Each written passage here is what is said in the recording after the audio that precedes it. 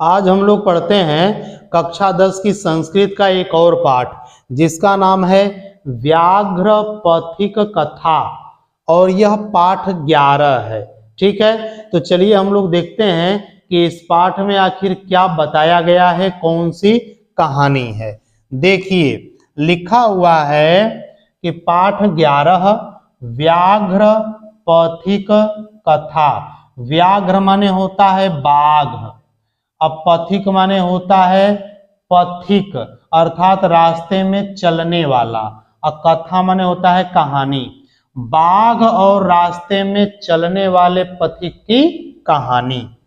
अयम पाठ माने यह पाठ नारायण पंडित रचितस्य माने नारायण पंडित द्वारा रचित हितोपदेश नामकस्य माने हितोपदेश नामक नीति कथा ग्रंथस्य माने नीति कथा ग्रंथ के मित्र लाभ नामक खंडात माने मित्र लाभ नामक खंड से संकलित माने लिया गया है।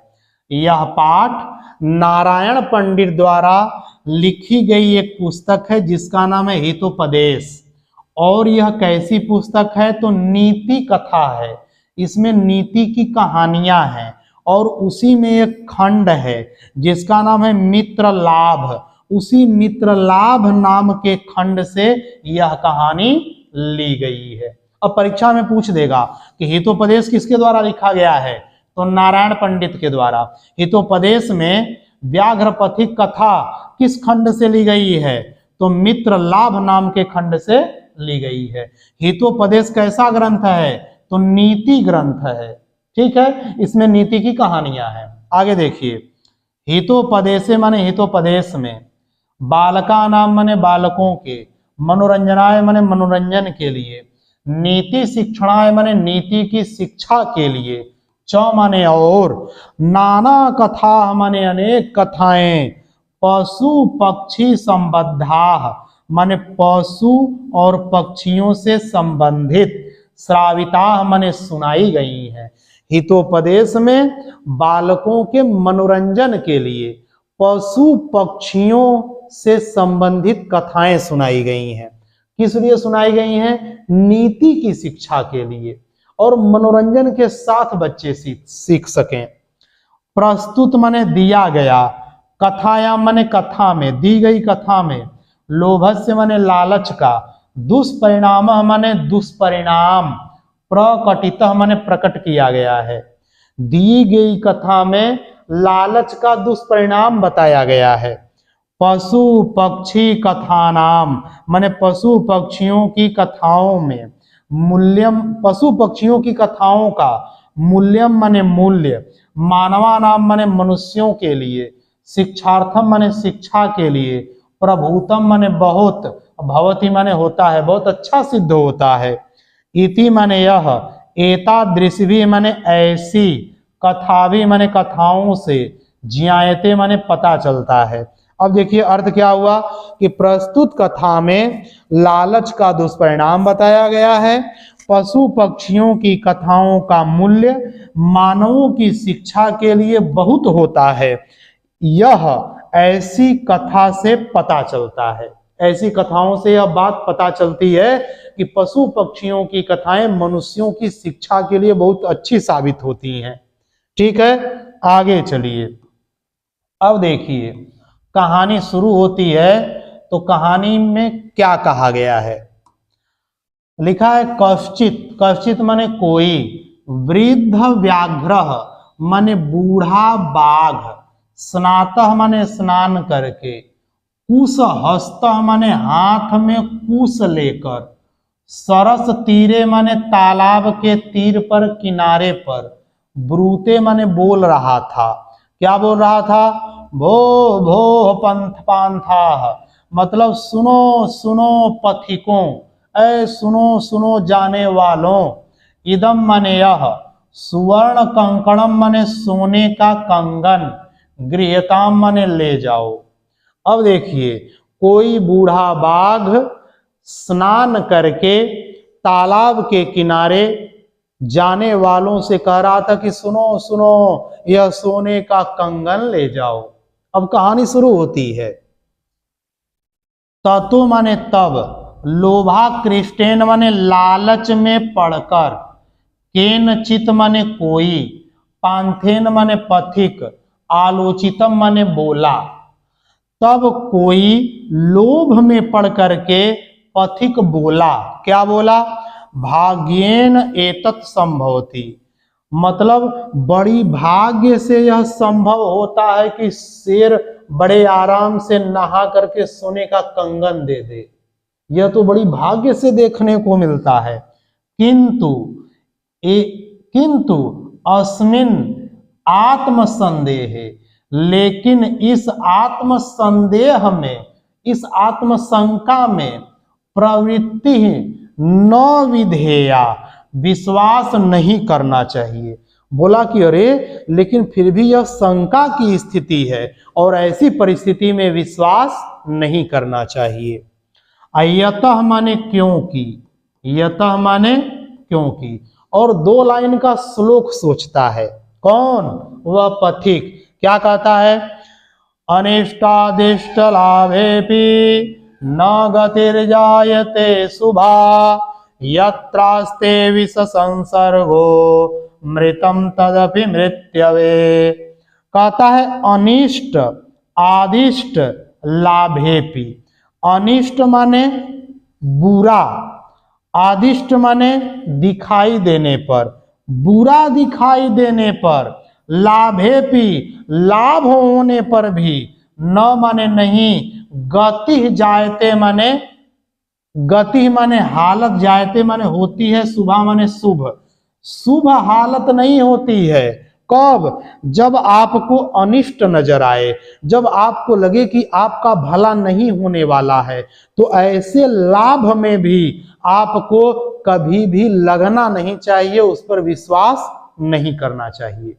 यदि आपको ये लग रहा हो कि आपका अनर्थ होने वाला है, अनिष्ट होने वाला है, आपका कुछ गलत होने वाला है, तो ऐसी शंका की स्थिति में आपको वो कार्य नहीं करना चाहिए।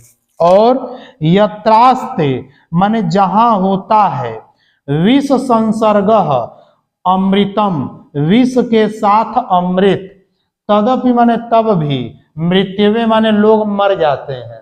यदि अमृत के साथ विष लगा हो और उसको खा जाए तब भी आप मर जाएंगे। इसलिए लाभ भी हो और उसमें आपको लगे कि आपका कुछ बिगड़ जाएगा तो उसे नहीं करना चाहिए। भले ही लाभ हो रहा हो उसे छोड़ देना चाहिए। क्यों? क्योंकि उसमें अनिष्ट की आशंका है, कुछ अनर्थ होने का संदेह है। जैसे कि अमृत के साथ जहर खा लेने पर भी मृत्यु हो जाती है। ठीक है, आगे चलिए और देखिए क्या हो रहा है आगे। आगे कहा गया है कि किंतु, किंतु माने लेकिन, सर्वत्र अर्थ अर्जने, सब जगह धन पाने में, प्रवृत्ति माने विचार, संदेह माने संदेह, एवं माने ही, लेकिन हर जगह धन पाने में बड़ा संदेह करना चाहिए। संदेह ही होता है हर जगह धन पाने में। तत् निरूपयामी माने चलो देखता हूं, तावत माने तब तक, अप्रकाशम ब्रूते माने प्रकाश में बोलता है, अर्थात इतनी बात तो वो मन में सोचा। कौन? वह पथिक जो रास्ते में जा रहा था, इतनी बातें सोच रहा है और फिर इसके बाद अब बोला है। क्या बोला है? पुत्र तव कंकणम, पुत्र माने कहां, तव माने तुम्हारा, कंकणम माने कंगन है। बोला कि ऐ शेर, ऐ बाघ, ये बताओ तुम्हारा कंगन कहाँ है? तो व्याघ्रो माने बाघ, हस्तम माने हाथ, प्रसार्य माने फैलाकर, दर्शयति माने दिखाता है। बाघ तुरंत हाथ फैला करके दिखाया कि देखो ये है। पंथो अवदत, पंथो अवदत माने पथिक बोला। क्या बोला? कथम मारात्मके, कथम माने कैसे, मारात्मके, मारात्मके माने हिंसक पर, त्वयि माने तुम्हारे, विश्वास माने विश्वास करूं। बोला कि कैसे तुम्हारे जैसे हिंसक जीव पर विश्वास कर लूं, तुम्हारे जैसे हिंसक प्राणी पर मैं कैसे विश्वास करूं? तो व्याघ्र उवाच, तो बाघ ने बोला, क्या बोला? श्रृणु रे पांथ, श्रृणु माने सुनो, रे पांथ माने अय पथिक सुनो, प्राग एव माने पहले, यौवन दशायाम माने जवानी की स्थिति में, अति दुर्वृत्त माने बहुत दुष्ट था, आसम माने था। बोला कि ए पथिक सुनो, जब मैं युवा था, जवान था ना, तो मैं बहुत दुष्ट था। ये कौन बोला? शेर, बाघ बोला।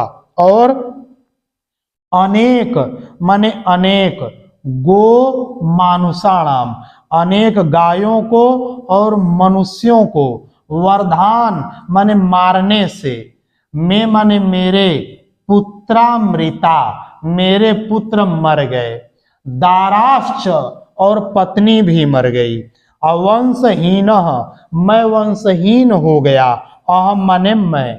अब देखिए बाघ कहानी सुना रहा है, कह रहा है कि ए पथिक सुनो, मैं जवानी में बहुत दुष्ट था, मैंने अनेक गायों और मनुष्यों को मारा, इससे मेरा बेटा भी मर गया, मेरी पत्नी भी मर गई और मैं वंशहीन हो गया, अब मेरा कोई वंश नहीं है।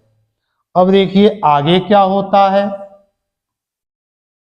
तो आगे लिखा है कि ततः, ततः माने तब, केनचित धार्मिकेण माने किसी धार्मिक व्यक्ति से, अहम माने मुझे, आदिष्ट माने आदेश मिला, तब किसी धार्मिक व्यक्ति ने मुझे आदेश दिया, क्या? कि दान धर्मादिकम, दान माने दान और धर्मादिकम माने धर्म आदि, चरतु माने आचरण करो, भवान माने आप। तब बाघ क्या कह रहा है कि जब मेरी पत्नी मर गई, मेरा पुत्र मर गया, मैं वंशहीन हो गया, तो किसी धार्मिक व्यक्ति ने मुझे उपदेश दिया कि आप जाकर के दान करिए और धर्म का काम करिए। तद उपदेशादि इदानीम अहम, तद माने उस उपदेश आदि से, इस समय मैं, इदानीम माने इस समय, अहम माने मैं, स्नानशीलो माने नहा करके, दाता माने दानी बन गया हूं, अवृद्धो माने बूढ़ा, गलित नख दंत, गलित माने झड़ गए हैं, नख माने नाखून और दंतो माने दांत, और मैं बूढ़ा हो गया हूं और मेरे नाखून और दांत झड़ गए हैं। कथम न विश्वास भूमि, कथम माने कैसे, न माने नहीं, विश्वास भूमि माने विश्वास करोगे, अरे मेरे ऊपर कैसे नहीं विश्वास करोगे, मेरा दांत, मेरा नाखून सब झड़ गया है, कमजोर हो गया है। मया माने मेरे द्वारा, च माने और, धर्म शास्त्राणी धर्म की पुस्तकें, धर्म के शास्त्र, अधीतानी माने पढ़े गए हैं, श्रृणु माने सुनो। बाघ बोला कि सुनो, मैंने धर्म की पुस्तकें भी पढ़ी हैं और सुनो। क्या सुनो? तो देखिए श्लोक बोलता है, दरिद्रान भर कौन्तेय मां प्रयच्छेश्वरे धनम, व्याधितस्य औषधम पथ्यम, निरुजस्य किम औषधे। देखिए ये बाघ श्लोक बोल रहा है और कहता है कि दरिद्रान भर, दरिद्रान माने गरीबों को, भर माने दो, कौन्तेय माने कुंती पुत्र, हे कुंती के पुत्र अर्जुन, तुम गरीबों को धन दो, मां माने मत, प्रयच्छ माने दो, ईश्वरे माने धनवान लोगों को, धनम माने धन, धनवान लोगों को धन मत दो, गरीबों को धन दो कुंती पुत्र अर्जुन। ये बाघ कह रहा है कि मैंने पुस्तकें पढ़ी हैं, शास्त्र पढ़े हैं, सुनो मैं तुमको सुना रहा हूं। और व्याधितस्य माने रोगी व्यक्ति को, औषधम माने औषधि, पथ्यम माने देना चाहिए या फिर उसकी दवा है, अरे रोगी व्यक्ति को दवा दी जाती है। निरुजस्य माने निरोगी व्यक्ति को, किम औषधे माने औषधि कहाँ दी जाती है, जो व्यक्ति बीमार रहता है उसको न दवा दी जाती है, जो बीमार ना हो उसको दवा कहाँ दी जाती है।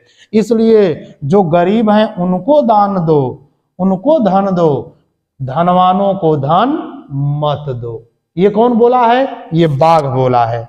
आगे चलिए, आगे देखिए और क्या कहता है। और देखिए कहता है दातव्यम इति यद्दानम दीयते नुपकारिणे देशे काले च पात्रे च तद्दानम सात्विकम विदुः। दातव्यम माने देना चाहिए, दान देना चाहिए। यद दानम माने जो दान, दीयते माने दिया जाना चाहिए, अनुपकारिणे माने जिससे उपकार नहीं कराना हो। दान उस व्यक्ति को देना चाहिए जिससे आप काम न लें, ये नहीं कि उसको दान भी दीजिए और उससे काम करवाना शुरू कर दीजिए, नहीं, जिससे काम करवाना हो उसको दान नहीं देना है, बल्कि जिसको दान दीजिए उससे कभी काम मत करवाइए, अर्थात उस धन के बदले में उससे कुछ मत इच्छा रखिए। और देशे काले च पात्रे च, देश, समय और पात्र देख करके दिया गया तद दानम, वह दान, सात्विकम माने सच्चा, विदुः माने जाना जाता है। देखिए, देश के अनुसार, समय के अनुसार और योग्यता देख करके, पात्रता देख करके जो दान दिया जाता है वही अच्छा दान माना जाता है। तो ये दो लाइन का क्या अर्थ हुआ? शेर कहता है कि दान देना चाहिए, लेकिन दान दे करके उससे कोई काम नहीं कराना चाहिए, और समय देख करके, स्थान देख करके और योग्यता देख करके जो दान दिया जाता है वही सच्चा दान होता है। आगे, तद अत्र माने इसलिए यहाँ, सरसी माने तालाब में, स्नात्वा माने नहा करके, सुवर्ण कंकणम माने सोने का कंगन, गृहाण माने ले लो। तो क्या बोला बाघ कि इसलिए तुम क्या करो, इस तालाब में नहाओ और नहा करके सोने का कंगन ले लो। ततो माने तब, यावद असौ माने जब यह, तद्वचः माने उसके कहने पर, प्रतीतः माने विश्वास करके, लोभात सरह माने लालच में पड़कर, स्नातुम प्रवसति माने नहाने के लिए तालाब में प्रवेश किया, तावन माने उस, महापंके माने बहुत बड़े कीचड़ में, निमग्न माने धंस गया, अब पलायतुम माने भागने में, अक्षम माने असमर्थ हो गया, और भागने में असमर्थ हो गया।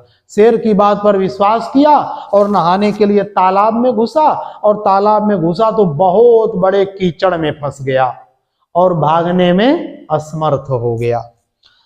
पंके पतितम, पंके माने कीचड़ में, पतितम माने देख गिरा हुआ, दृष्टवा माने देख करके, व्याघ्रो अवदत माने बाघ बोला। जब बाघ ने देखा कि वह कीचड़ में फंस गया तो बाघ क्या बोला? बोला कि ओह, अरे अरे अरे, क्या बोला? अरे अरे अरे, महापंके पतितासी, मतलब महापंके माने बहुत कीचड़ में, पतितासी माने फंस गए हो, अतः माने इसलिए, त्वाम माने तुमको, अहम माने मैं, उत्थापयामि माने निकालता हूं, रुक जाओ मैं तुमको निकालता हूं। इति उक्त्वा माने ऐसा बोल करके, शनैः शनैः माने धीरे धीरे, उपगम्य माने पास जाकर, तेन व्याघ्रेण माने उस बाघ ने, धृतः माने पकड़ लिया, और सपंथः माने वह पथिक, अचिंतयत माने सोचने लगा। जब धीरे धीरे बाघ गया उसके पास और उसको पकड़ लिया, तब यह पथिक सोचने लगा। क्या सोचने लगा? अवसेन्द्रिय चित्तानाम हस्ति स्नानमेव क्रिया, दुर्भगाभरण प्रायो ज्ञानम भारः क्रियाम विना। कहता है सोच रहा है, कौन? वह पथिक, क्योंकि शेर ने तो उसको पकड़ लिया है, तो अब यह सोच रहा है कि अवसेन्द्रिय चित्ता नाम, अवश माने जिसके वश में नहीं हो, इंद्रिय माने इंद्रियां, और चित्ता नाम माने चित्त मन, जिसके वश में उसकी इंद्रियां और मन नहीं होते हैं, उनकी सारी क्रियाएं, क्रिया माने क्रियाएं, हस्ति स्नानमिव, हाथी के स्नान के समान होती हैं, हाथी के स्नान के समान हो जाती हैं सारी क्रियाएं उस व्यक्ति की जिसकी इंद्रियां और मन उसके वश में नहीं होते हैं। और दुर्भगा, भरण प्रायः, दुर्भगा माने दुर्भाग्यशाली, अर्थात बाज, क्या लिखा है, बाज होता है दुर्भगा मने। अब भरण प्रायः माने पालन पोषण प्रायः निरर्थक होता है। जो स्त्रियां बाज होती हैं उनका पालन पोषण क्या होता है, निरर्थक होता है। क्यों? क्योंकि उनसे तो कोई वंश ही नहीं बढ़ेगा। अज्ञानम भारः, और जो ज्ञान होता है वह भार के समान होता है, बोझ होता है। क्रियाम बिना माने क्रिया के बिना। यदि आपके पास ज्ञान है, बुद्धि है, तो आप उससे काम करिए, नहीं तो वो ज्ञान आपका क्या बन जाएगा, बोझ बन जाएगा। तो ये 2 लाइन का श्लोक का अर्थ क्या हुआ, वो सोच रहा है पथिक कि जिस व्यक्ति की इंद्रियां और मन वश में नहीं होते हैं उसकी सारी क्रियाएं हाथी के स्नान के समान हो जाती हैं। जिस प्रकार बाज औरत का पालन पोषण करना निरर्थक जाता है, उसी प्रकार ज्ञान भी भार के समान हो जाता है, बोझ के समान, जब हम उस ज्ञान से कोई कार्य नहीं करते हैं। ठीक है, आगे चलिए और देखिए और क्या हुआ। ये अंतिम पंक्तियां हैं, सुन लीजिए। इति माने ऐसा, चिंतन माने सोचते हुए, एव माने ही, असौ माने यह, ऐसा सोचते हुए ही यह, वह व्याघ्रेण माने बाघ के द्वारा, व्यापादित माने पकड़ लिया गया, अखादित माने और खा लिया गया। ऐसा वो सोच ही रहा था पथिक कि बाघ ने उसको दबोचा और खा गया। अतः उच्यते, इसलिए कहा गया है, इसलिए कहा जाता है, क्या कहा जाता है, कंकड़स्य तो लोभेन मग्न पंके सुदुस्तरे वृद्ध व्याघ्रेण संप्राप्त पथिक समृतो यथा। कंकड़स्य माने कंगन के, तू माने तो, लोभेन माने लालच से, मग्न माने चला गया, अब पंके माने कीचड़ में, सुदूस्तरे माने बहुत गहरे कीचड़ में। तो कंगन के लालच में पड़कर बहुत बड़े कीचड़ में फंस गया। कौन, पथिक माने पथिक, स माने वह, अमृतो माने मर गया, यथा माने जैसे, अब वृद्ध व्याघ्रेण माने बूढ़े बाघ के द्वारा, संप्राप्त माने खा लिया गया। ठीक है, तो ये 2 लाइन का अर्थ सुनिएगा। ये श्लोक में कहा गया है कि जिस प्रकार से कंगन के लालच में पड़ करके वह पथिक बाघ के द्वारा पकड़ लिया गया और खा लिया गया, उसी प्रकार लालच में पड़ने वाले लोगों का हाल होता है। ठीक है, इस प्रकार आपका जो यह पाठ है पूरी तरह से समाप्त हो गया।